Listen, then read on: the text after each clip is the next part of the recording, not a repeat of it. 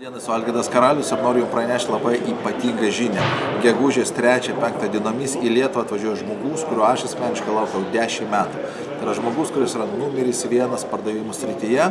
Kodėl aš tai tvirtinu? Nes tai yra vienintelis pasaulyje, kur pradėjo žiūrėti rimtai pardavimų procesą ir moksliškai, preciziškai pradėjo analizuoti, ką daro patys geriausi pasaulio pardavėjai. Lietuvoje prieš keletą metų buvo išėjusi jo knyga Spin pardavimai, bet šitos knygos neberas Lietuvoje, nes jinai yra išpirkta.